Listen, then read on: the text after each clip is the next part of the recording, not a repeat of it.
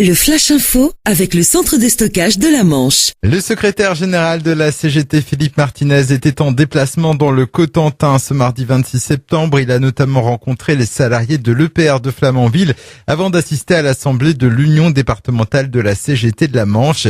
Il s'est aussi exprimé sur la contestation sociale face aux ordonnances Macron. Écoutez. C'est important pour moi d'être présent là où il y a des militants de la CGT pour écouter ce qu'ils ont à dire, pour leur dire ce que j'ai à leur dire. Puis en même temps, on a conjugué cette assemblée avec une visite sur le site de l'EPR où là j'ai pu discuter avec les salariés, voir la réalité du travail dans un site qui est quand même assez caractéristique de ce qui se passe dans beaucoup d'entreprises en France. Ce que j'ai retenu, c'est que par exemple, en lien avec l'actualité, les CDI de chantier ou de projet que nous propose le gouvernement dans ses ordonnances, ça existe à Flamanville.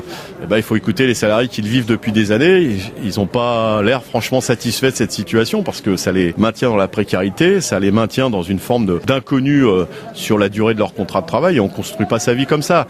On a à Flamanville une réalité de la société française que M. Macron veut accentuer par ses ordonnances et qu'on combat parce qu'on veut le choix d'une autre société. Philippe Martinez, donc secrétaire général de la CGT au micro de Julien pour AgFM. Et c'est dans ce contexte que les routiers poursuivent leur mouvement de grève pour protester contre la réforme du Code du travail. Hier à Caen, ils ont bloqué le dépôt pétrolier, filtré les entrées et sorties. Pour l'instant, l'impact reste limité dans le Cotentin. La plupart des stations essence ont pu être réapprovisionnées. Seul le Total Access de Cherbourg a dû fermer boutique ce mardi. Plus de 300 armes et 50 000 munitions saisies dans le centre-Manche. Les propriétaires, 3 collectionneurs, n'avaient pas toutes les autorisations pour posséder un tel arsenal. Ils devront répondre de détention illégale d'armes devant la justice. Ils sont convoqués à l'audience du tribunal correctionnel de Coutances du 24 janvier. Ils encourent une amende et jusqu'à 10 ans de prison. Et puis en football, du renfort pour l'US Granville. 3 nouveaux joueurs font leur arrivée dans le club de National 2.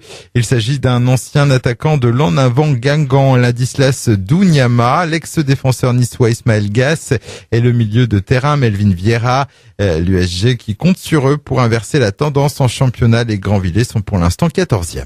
Le Flash Info vous a été présenté par Landra, centre de stockage de la Manche à Digueulville. Pour en savoir plus et visiter notre centre, 0810 120 172, coup d'un appel local.